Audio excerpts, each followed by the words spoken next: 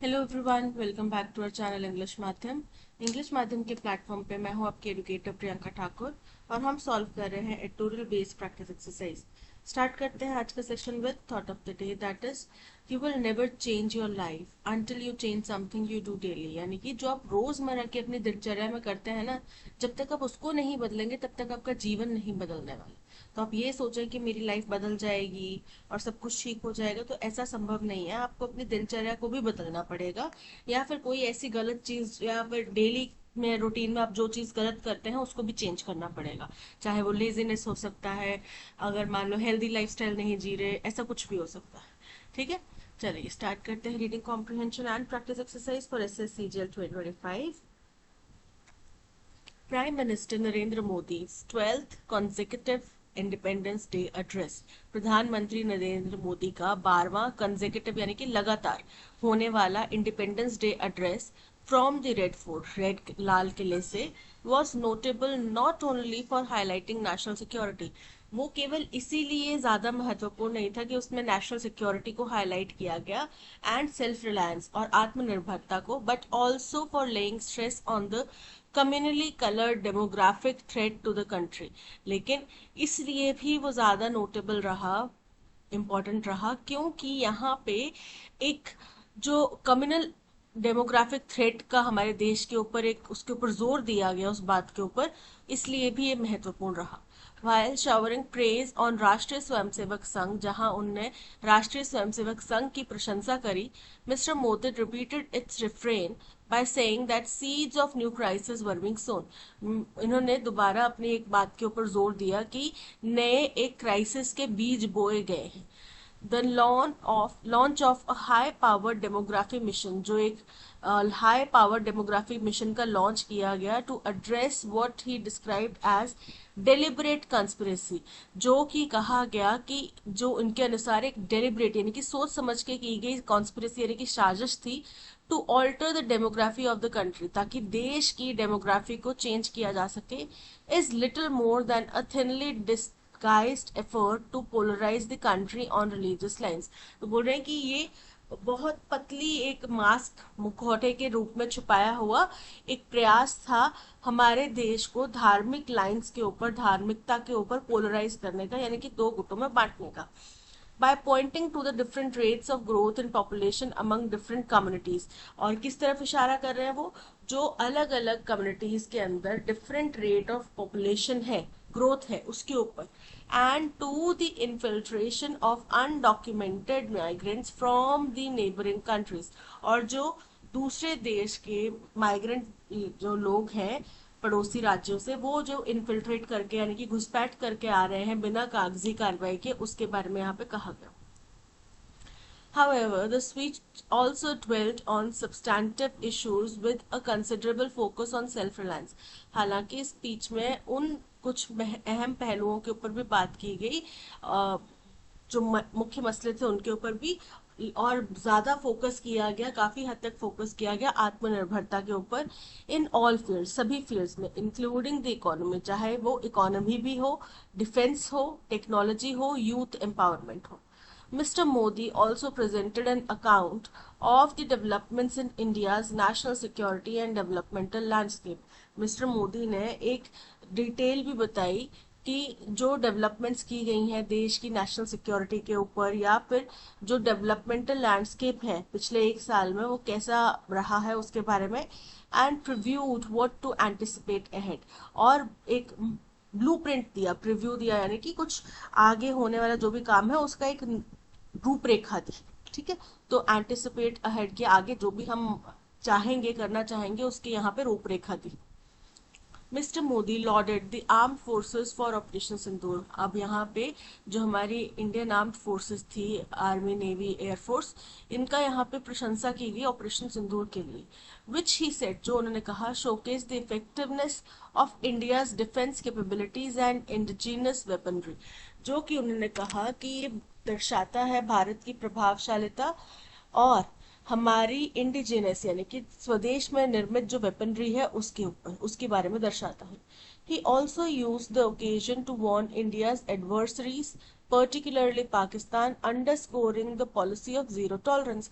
उन्होंने जो हिंदुस्तान की चिंताएं हैं उनको भी यहाँ पे एड्रेस किया, जो खास तौर पे पाकिस्तान को किस बात के ऊपर जोर देके, ये कह के कि हम जीरो टॉलरेंस रखेंगे towards terrorism and cross border attacks, यानी कि टेररिस्ट हमलों और जो सामने की तरफ से जो भी हमारे देश की तरफ अटैक किया जाएगा उसके प्रति हम जीरो टॉलरेंस रखेंगे. Recent successes in the combat against the Maoist insurgency also found a mention. Recently जो हमें सफलता मिली है माओइस्ट अटैक्स के ऊपर, इंसर्जेंसी यानी कि उग्रवाद के ऊपर, उसके बारे में भी यहाँ पे जिक्र किया गया.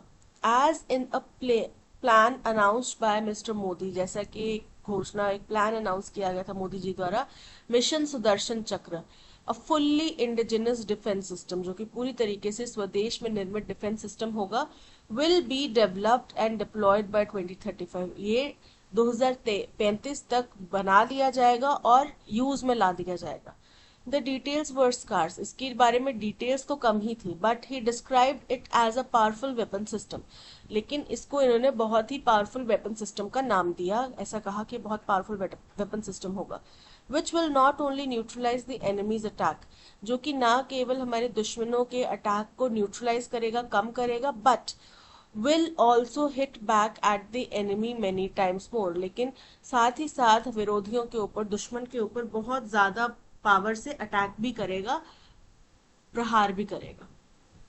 स्पीकिंग एमिड रैपिड चेंजेस, अब जो तेजी से बदलने वाले ग्लोबल पावर इक्वेशन है उसके बाद में बात करते हुए, mister Modi's independence day message was also aimed at the United states. तो उनका जो इंडिपेंडेंस डे मैसेज था वो यूनाइटेड स्टेट्स के लिए भी उनकी तरफ भी निर्देशित था. which has announced tariffs as high as 50%, अब 70 हो चुके हैं लगभग. तो बोल रहे हैं कि इन्होंने 50% तक के टैरिफ्स घोषित कर दिए ऑन मेनी इंडियन प्रोडक्ट्स, बहुत सारे हिंदुस्तानी प्रोडक्ट्स के ऊपर, while promising to focus on revving up the domestic economy. बोल रहे हैं कि जहां इन्होंने प्रॉमिस करा कि हम फोकस करेंगे रेविंग अप करना मतलब कि तेजी बढ़ाना है, स्पीड बढ़ाना, तो डोमेस्टिक इकोनॉमी की जो ग्रोथ की स्पीड है उसको बढ़ाएंगे. Mister Modi showed an awareness of the challenges that the Indian economy is facing. फिर भी मिस्टर मोदी ने कहा कि मुझे पता है, मुझे जानकारी है कि इस वक्त इंडियन इकोनॉमी जो है वो कुछ चुनौतियां फेस कर रही है. The next generation GST reforms would be rolled out by Deepavali 2025. बोल रहे हैं अब आपको पता GST लागू किया गया था, उसके बाद से उसमें कोई चेंजेस नहीं आए, ठीक है. तो बोल रहे हैं कि जो नेक्स्ट जनरेशन यानी कि अब जो नेक्स्ट कड़ी होगी GST रिफॉर्म्स की, वो रोल आउट किए जाएंगे, यानी कि इंट्रोड्यूस किए जाएंगे, लागू किए जाएंगे 2025 दीपावली तक. which would reduce the tax burden on core goods and services and boost businesses, जो कि जो कुछ मुख्य गुड्स और सर्विसेज है उनके ऊपर से जो टैक्स का भार है वो कम करेंगे और बिजनेसेस को बूस्ट करेंगे. ये बड़ी अच्छी बात है, वरना इस गवर्नमेंट को तो ऐसा लग रहा है कि जो मिडिल क्लास है उसको निचोड़ने का ही तरीका आता है. हर तरीके से बस इनकम टैक्स दे दो, GST दे दो, टैक्स दे दो, ये दे दो, बस आम आदमी की जेब में कुछ पैसा बच ना जाए, ऐसा लग रहा है ये चाहती है.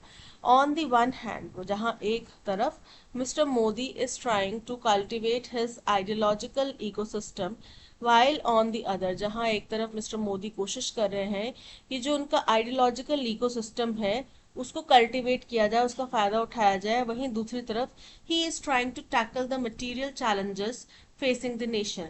वो कोशिश कर रहे हैं कि जो भौतिक चैलेंजेस हमारे देश के सामने आ रहे हैं उनको वो टैकल कर पाए.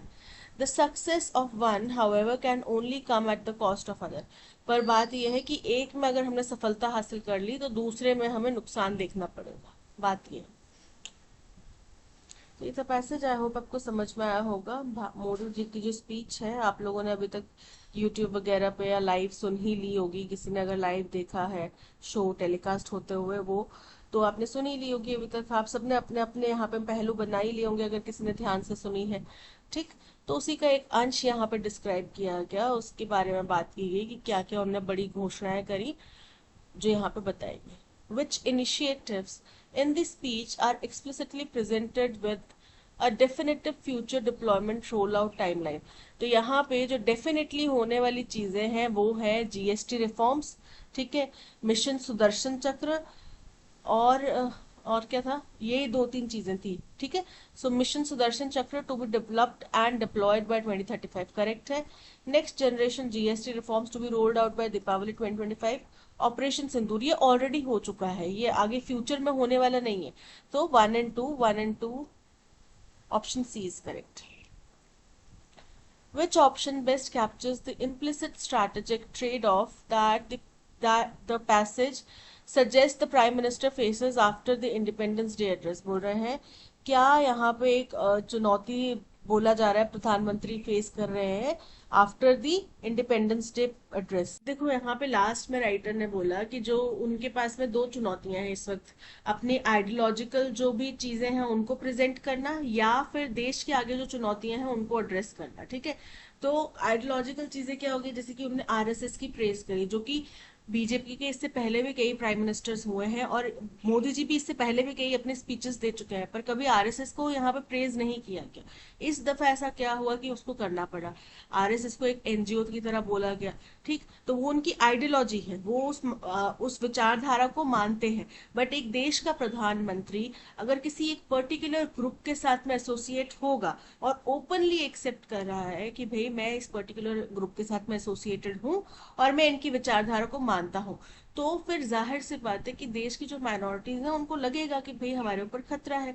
लेकिन इस वक्त में हमारा जो फोकस होना चाहिए, जो कि उनने कुछ घोषणाएं करी जैसे मिशन सुदर्शन, ठीक है, उसके बारे में कहा, या फिर जीएसटी रिफॉर्म्स के बारे में कहा, तो उनका फोकस इसके ऊपर होना चाहिए, ना कि अपनी आइडियोलॉजिकल चीजों को आगे पुट फोर्थ करने के, ठीक है। By doubling down on ideological signalling, the government will automatically gain foreign economic leverage since cultural cohesion is a direct prerequisite for tariff relief from the United states. ये incorrect है, क्योंकि यहाँ पे अगर हम मान लो अपनी आइडियोलॉजी को डबल करते हैं तो गवर्नमेंट के पास में कोई ऐसा वो नहीं हो जाएगा कि भाई अपर हैंड हो जाएगा, क्योंकि यूनाइटेड स्टेट्स चाहता है कि आप एक पर्टिकुलर विचारधारा को फॉरवर्ड करो, नहीं, यूएस चाहता है कि आप उनको टैक्सेस में छूट दो, ठीक है। तो वो हमें उसके ऊपर चर्चा करनी है, आरएसएस क्या चाहता है हमें उसके ऊपर चर्चा नहीं करनी है, राइट। तो इनकरेक्ट हो जाता है ये, because time, attention and political capital R finite, क्योंकि समय और पॉलिटिकल कैपिटल और अटेंशन जो है वो सीमित है। तो ऐसे में अपने आइडियोलॉजिकल कंसोलिडेशन जैसे कि press for RSS and a demographic conspiracy frame is likely to detract, ये संभवतः हमें अपने पथ जो है उससे डिट्रैक्ट कर देगा from intense policy focus required to execute difficult material reforms. जो कि हमारा क्या होना चाहिए कि जो डिफिकल्ट हमें मटेरियल रिफॉर्म्स लेकर आने, जैसे कि revving the economy, next gen GST Deepavali तक, जीएसटी बाय 2025 और इंडिजिनस डिफेंस टाइमलाइंस, इन सबको ये अपने पाथ से भटका देगा, ठीक है। तो करेक्ट है, बी करेक्ट है।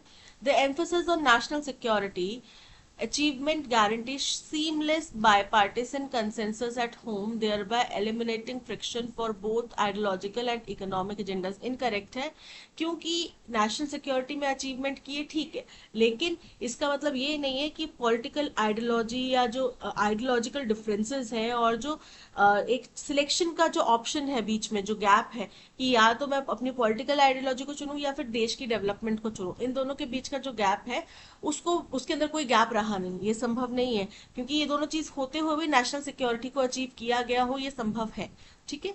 तो इनकरेक्ट है।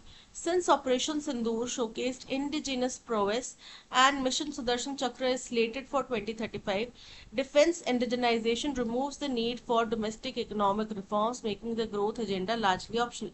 Incorrect है, क्योंकि वो डिफेंस सेक्टर में हमने किया, लेकिन ऐसा मतलब नहीं है ना कि इकोनॉमिक रूप से हमें कोई आगे तरक्की करने की जरूरत नहीं है। यूएस ने इतने बुरे हाल सभी देशों के कर दिए हुए हैं, ठीक है। अगर हम इकोनॉमिकली इतने स्ट्रांग या स्टेबल होते तो जो यूएस आज हमें आंखें दिखा रहा है वो चाइना को नहीं दिखा पा रहा, वो रशिया को नहीं आंख दिखा पा रहा, लेकिन वो हिंदुस्तान को आंख दिखा रहा है, तो वो नहीं हो पाता।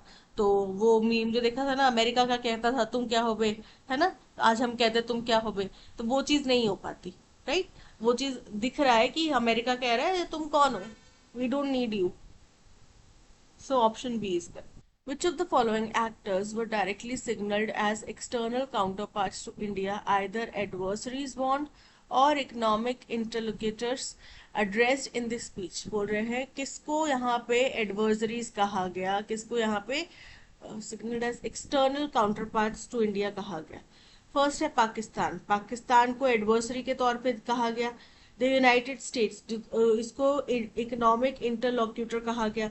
ठीक है, तो यहाँ पे माओइस्ट इंसर्जेंसी वो हमारे देश का अंदरूनी भाग है, एक्सटर्नल काउंटर पार्ट नहीं है। तो पाकिस्तान एंड यूनाइटेड स्टेट, और इसी का इंटरनल काउंटर पार्ट है माओइस्ट इंसर्जेंस, उसका एक्सटर्नल काउंटर पार्ट है पाकिस्तान एंड यूनाइटेड स्टेट्स। ठीक है, तो 1 and 2 option A is correct. Which option lists only statements that are accurate according to the passage? ठीक है, हमें बताना है पैसेज के अनुसार कौन सी स्टेटमेंट्स करेक्ट है। It was PM's 15th consecutive independence day address.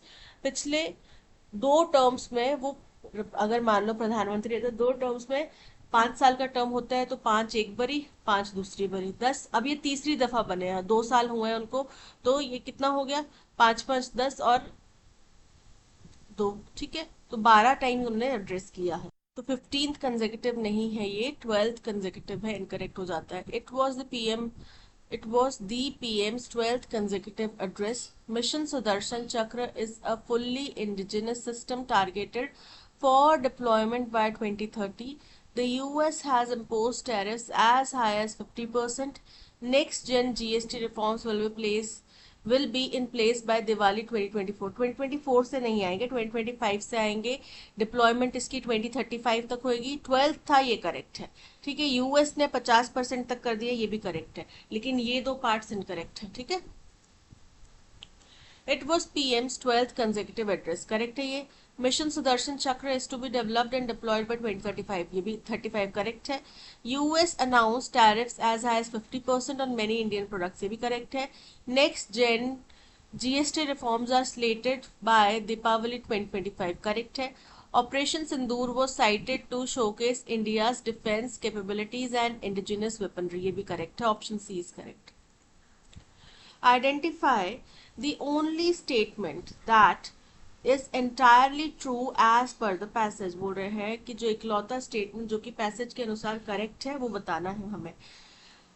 The address avoided any praise for the RSS and rejected the idea of demographic conspiracy, incorrect है, ये इनकरेक्ट है बुरी तरीके से। The prime minister highlighted Operation Sindoor as proof of import dependence, नहीं, उन्होंने indigenous weaponry के बारे में कहा ना, तो ये इनकरेक्ट हो जाता है। While calling out Maoist, he omitted reference to cross-border terrorism, incorrect है, उसके ऊपर भी उन्होंने रेफरेंस दिया है।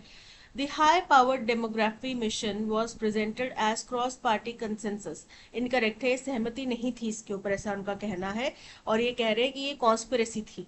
ठीक है, डेमोग्राफिक कॉन्स्पिरेसी थी, इनकरेक्ट है।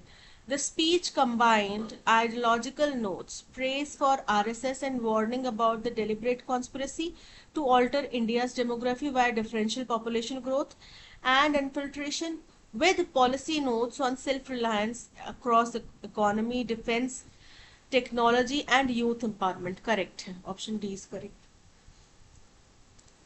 That's all, आज के सेशन में इतना ही। इसी तरीके का full 25 question practice exercise solve करने के लिए आप हमारा पेड कोर्स ले सकते हैं फ्रॉम द वेबसाइट और app.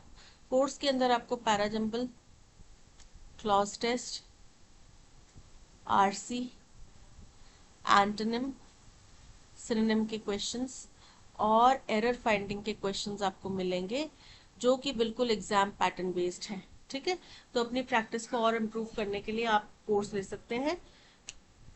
Thank you so much for watching. अगर आपको कंटेंट पसंद आया हो तो लाइक, शेयर और सब्सक्राइब जरूर कीजिएगा। मिलते हैं नेक्स्ट सेशन में। Till then keep learning and keep practising.